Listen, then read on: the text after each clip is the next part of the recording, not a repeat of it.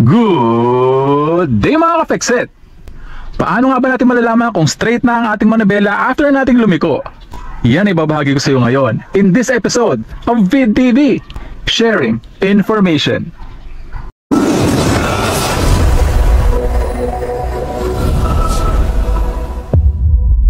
Okay mga ka-Fixit, dun sa nakaraang video natin na ibinahagi ko sa iyo paano nga ba tayo liliko ng tama at ano nga ba yung mga hold or turn na pwede natin gawin sa ating steering wheel para makaliko tayo ng tama in every given situation. So hindi mo pa napanood yung video na yun, maglalagay ako ng link ng video yan sa upper right portion ng video na to and sa description below para mapanood mo.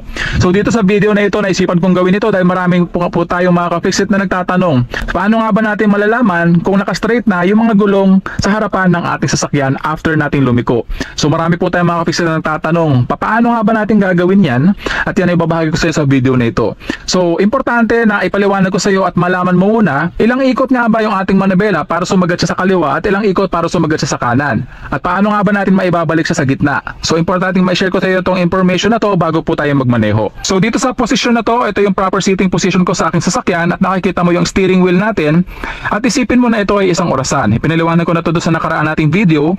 So itong steering wheel natin, itong ating 12 o'clock position, itong ating 3 o'clock position, 6 o'clock position, and 9 o'clock position. So ang proper hold niyan is sa 9 o'clock and 3 o'clock position. The safest and effective way para mapanatili nating safe yung ating pagmamaneho at ma-steer natin ng tama yung ating steering wheel. O pasensya na po, maraming tape yung ating sasakyan. So kakatatapos ko lamang po kasing gawin yung isa nating video. Panoorin mo yun yung video na yun, magiging kapaki-pakinabang din yun sa'yo habang ikaw ay nag-aaral pa lang magmaneho. Yun yung video na paano natin mapanatili sa tamang lane yung ating sasakyan. So maglalagay din ako ng link ng video na sa upper right portion ng video na to and sa description below para mapanood mo. So itong tape na to, yan sa ating steering wheel, mapapansin mo ito, makakatulong to sa iyo sa reference point mo para dito sa video na ito. Okay, so laging babalik yan sa gitna or naka-straight sa harapan ng ating sasakyan. Okay, so ito yung ating 12 o'clock position. So iikot ko lamang yung ating manibela all the way sa kaliwa. So gagamitan ko siya ng hand over hand, no? So para maikot natin siya papakaliwa ng hand over hand, gagamitan ko siya ng opposite direction hand natin, which is the right hand. So ito yung maglilid ng ating pag-ikot ng manibela. So ayan, tingnan mo ilang beses iikot yung manibela. Ayan. At isa pa. So ito yung sagad ng ating steering wheel papunta sa kaliwa. So mapapansin mo dito nakatapat yung ating 12 o'clock position sa pagkakataon na ito. At silipin natin yung ating gulong. Mapapansin mo nakatapat yan papunta sa kaliwa. Okay? So halimbawa, sinagad natin yung ating manibela all the way sa kaliwa para makuha natin yung liko. So ilang beses nga ba iikot yung ating manibela para malaman natin na naka-straight na yung ating gulong. Okay? So itong 12 o'clock position, isipin mo yan at tingnan mo itong malaking butas na ito sa ibabaw ng ating steering wheel kung ilang beses babalik yan sa gitna. So 1 and isa pa 2. Okay? So sa dalawang beses na pagkakataon na yan na bumalik itong 12 o'clock position sa gitna or itong malaking butas na ito, mapapansin mo pag tinignan natin yung ating gulong, ayan, straight na siya, kagaya rin ng pagka-straight ng ating manibela.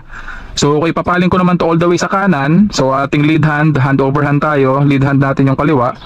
Ayan o. Okay. So isa pa, ayan, sagad na po yung ating manibela all the way sa kanan at ang ating reference point na tape, 12 o'clock position ay nandito na sa kanang bahagi ng ating sasakyan. So check ko yung gulong. Ayan, kung mapapansin mo, nakapaling na yan papunta sa right side.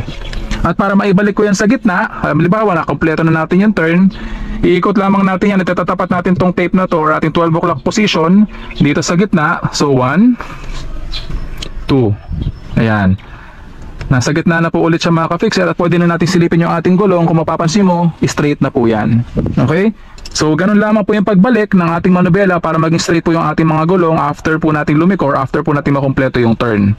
Okay? So kung mapapansin mo pag sinasagad ko yung manibela natin, no? Ayan, sasagad. At kapag ibinalik ko siya, 1 2, sinosobrahan ko ng konti at binabalik ko sa gitna.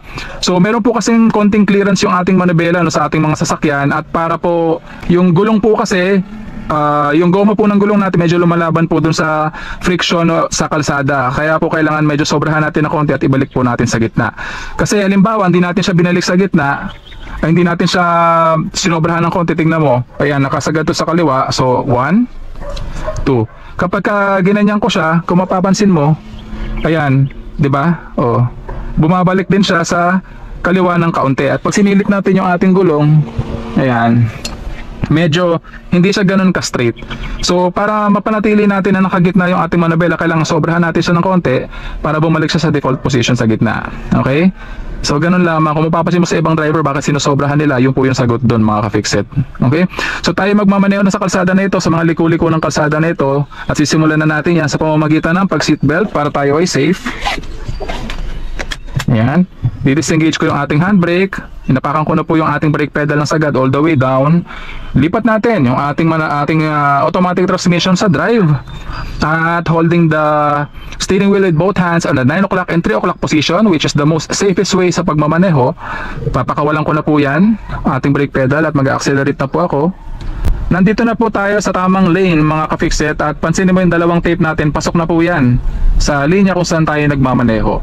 Tingnan mo yung mga reference point natin, lalo na tong tape na to. Ayan, pansinin mo paano nagbabago yung position niya base doon sa kalsada na dinadaanan natin.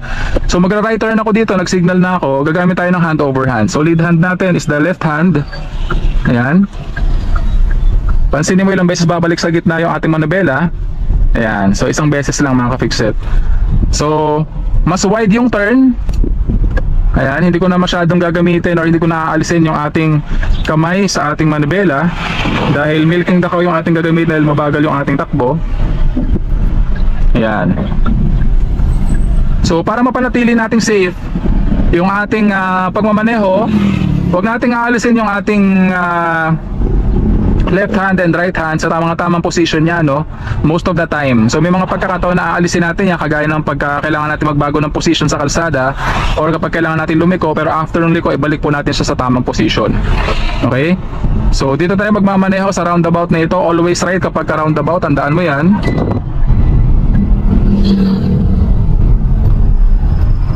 At gagamitan ko siya ng milking dakaw dahil maluwag naman itong kalsada na ito. Ayan, pansinin mo bumabalik yung ating steering wheel sa default position, di ba mga ka-fixit? Pinapanatili ko lamang sa tamang lane yung ating sasakyan. Makikita mo yun sa mga reference points natin. Ayan. Kapag ka tayo ay liliko na, ayan, tinitingnan ko yung mga side mirrors natin, rearview mirrors kung may paparating. So hindi ko na kailangang mag-signal kasi one way naman to. Alam na ng mga sasakyan kung saan pupunta yung sasakyan natin.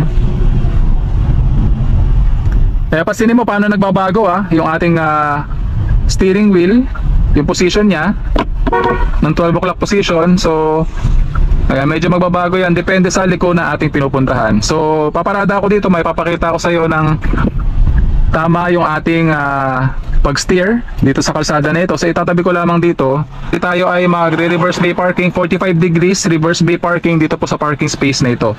So gagamitan ko siya ng wax on, wax off sa ating steering wheel para may parada natin ng maayos yung ating sasakyan dito sa parking space na ito. So pansinin mo ilang ikot ko iikot yung ating manubela papunta sa different directions, at ilang beses ko rin siya ibabalik para mas straighten natin yung sasakyan natin. Okay? So nasa drive pa rin tayo. So tayo ay mag-hazard para malaman nilang paparada tayo dito. Antayin ko lamang na mag-clear yung kalsada para safe tayong makaparada. Okay, yan, tingnan mo, wax on, wax off tayo. 45 degrees reverse bay parking. Okay, so reverse. Ayan, pansinin mo ilang beses kung iniikot yung ating manabela. Okay, so sa pagkakataon na to, straight na yung ating sasakyan dito sa parking space na ito, pero yung mga gulong natin hindi pa po yan straight. Okay, so kung mapapansin mo dyan, ayan, nakalabas pa yung gulong, hindi pa yan straight. So para ma-straight natin yan, kailangan ulit nating iikot yung ating manibela, itong 12 o'clock position natin, papunta sa kaliwa. Ayan, straight na po yung ating gulong. Okay, pansinin mo kanina kasi nung nag-reverse bay parking tayo, pinalin ko yung ating manubela sa right position papunta sa kanan para po makaparada tayo papunta sa kanan. So isipin mo palagi na yung iyong manubela, kung saan mo pinapaling yan na direction, kapag ikaw ay umaatras, doon din po pupunta yung likurang bahagi ng iyong sasakyan. So kung papunta sa right, ang iyong pag-steer, pupunta rin po yung right side ng iyong sasakyan, pupunta sa right. At papunta naman po sa left, yung iyong pag-steer, kapag ikaw ay umaatras, pupunta rin po sa left side yung likuran ng iyong sasakyan. So silipin natin yung gulong. Ayan, straight na po yung mga gulong ng ating sasakyan, at pwede na po tayo mag-reverse dito sa parking space na ito. Okay? So steer lamang po natin yan ng tama at tayo ay nakaparada ng maayos dito sa parking space na ito mga ka-fixit. Tandaan na kung ilang beses mo man inikot yung iyong manubela kapag ikaw ay lumiliko, left man yan or right, yun din dapat yung times ng pag-ikot mo pabalik ng iyong manubela para ma-straighten up mo yung wheel. Tayo ay magle-left, signal light. Antayin ko lamang na mag-clear yung mga sasakyan bago tayo mag-proceed. That is basic defensive driving 101 mga ka-fixit. Pagka clear na pero medyo mabilis-bilis yung motor, so I let him pass. So palagi mong tatandaan, lalong-lalo na kapag ngayon na nag-aaral ka pa lang magmaneho at beginner driver ka pa lang, always make sure na clear yung kalsada bago ka lumabas. Kasi medyo hindi pa ganun kaganda yung judgment mo or hindi pa ganun kagaling yung judgment mo para malaman mo kung aabutin ka ba, mag-i-slow down ba yung sasakyan na parating, o pagbibigyan ka ba. So para safe, make sure na clear. So right side tayo mga ka-fixit. Ayan, pansinin mo yung ating manubela, kung ilang beses ko tinurn papunta sa kanan, ganun din siya babalik. So it's a quarter of a turn, at quarter of a turn ko rin siya binalik on its default position. So dahil pa left itong kalsada na ito, mapapansin mo pinapaling ko rin pa left yung ating manubela. Ayan. Ayan, so mapapansin mo mga ka-fixit, ayan, pa left dahil puro pa left itong kalsada na ito. At I'm looking at the horizon, no, dun sa malayo yung tingin ko actually mga ka-fixit. So magra-right ako dito. Ayan. Ayan. So isang pagkakamali kasi ng mga beginner drivers, no, kapag sila ay nagmamaneho, they tend to focus on one specific object sa mga kalsada. Halimbawa, yung sinusundan nilang sasakyan. So kapag yung sinusundan nilang sasakyan nag-swerve papunta sa kanan, unti-unting kumakanan or unti-unting kumakaliwa, susundan din nila yon. So dapat ang focus natin is malayo. Ayun, papunta sa kalsada na yun, papunta sa right, doon ako naka-focus. Nakikita ko yung paparating mula sa kabilang side ng kalsada at yung mga obstruction sa kalsada. Inoobserbahan ko lahat yan at ginajudge ko yung distansya nila sa ating sasakyan at sa ating pagmamaneho. So kapag tayo ay nagmamaneho mga ka-fixit, yung focus natin hindi lang dapat sa isang bagay.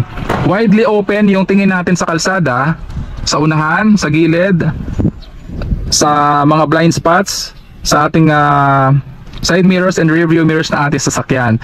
It might sound a little bit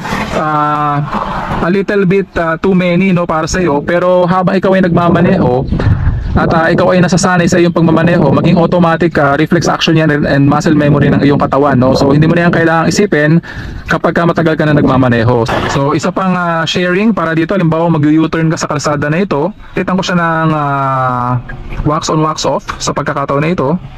Ayan, so 1, 2, sagad na yung ating manubela. Pansinin mo ilang beses babalik sa gitna yung ating tape.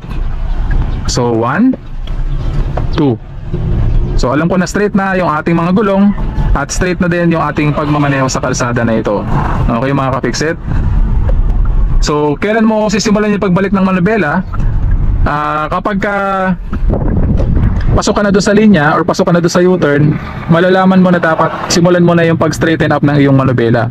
Actually nakadepende rin po sa bilis ng takbo ng iyong sasakyan yung pagbalik na iyong manubela on its default position. Okay?